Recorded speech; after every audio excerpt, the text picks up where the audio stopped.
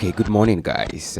This is Associated Press. I will be giving you a bit of update on events that are really happening across the world. But today, my main focus will be based much on the Christian Atsu's situation. Yes, and the issue has been quite sad. It's been very unfortunate that our brother and his family had to go through this.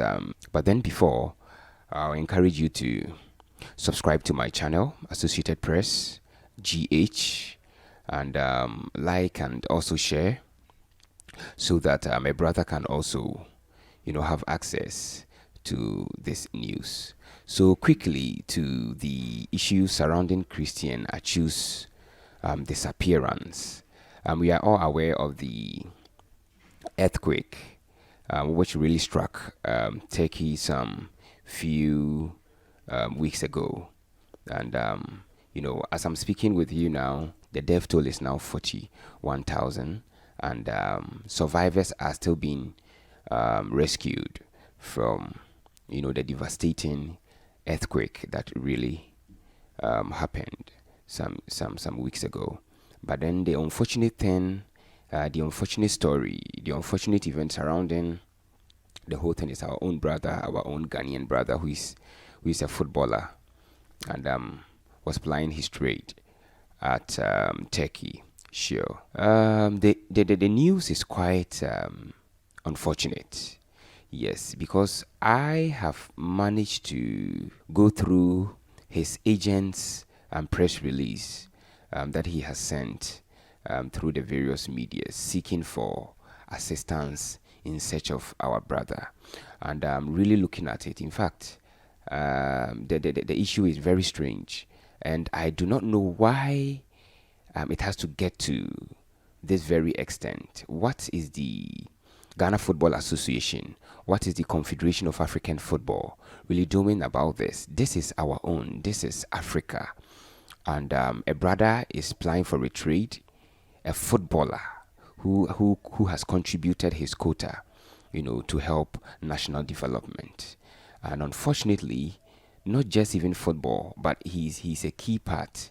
He's a philanthropist who has been helping, people and other stuffs, selling the name of Ghana abroad and other part of the world.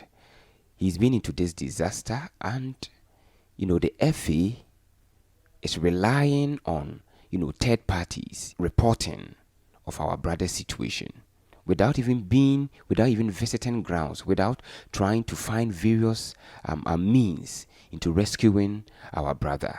When the incident happened initially, the tweet of the Ghana Football Association was like this: we've received some positive news that Christian Atsu has been successfully rescued from the rubble of the collapsed building and is receiving treatment. Let's continue to pray for Christian. This was the tweet of the Ghana Football Association.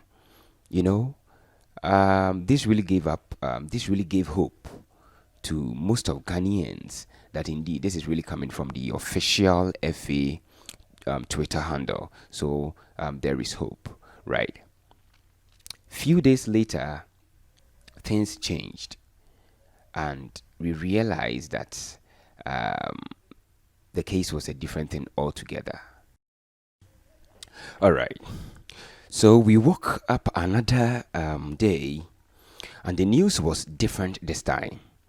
That the player that has been missing and per the FA's official Twitter handle that he's been found has not really been found.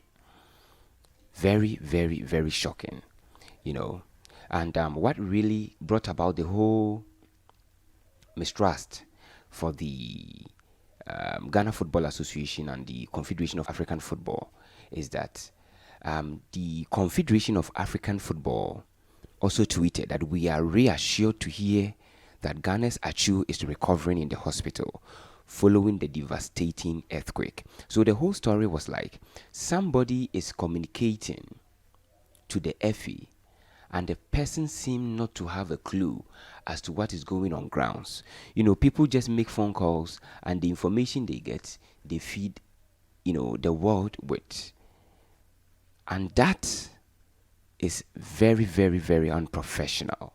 So later, the Confederation of African Football comes to say Atsu is yet to be found, according to Hatter's Sport Club doctor, and the CAF Twitter handles continue to say, we are following on the news and praying for his safety. Stay strong, Christian. Now, up till now, this was tweeted on the 8th of February.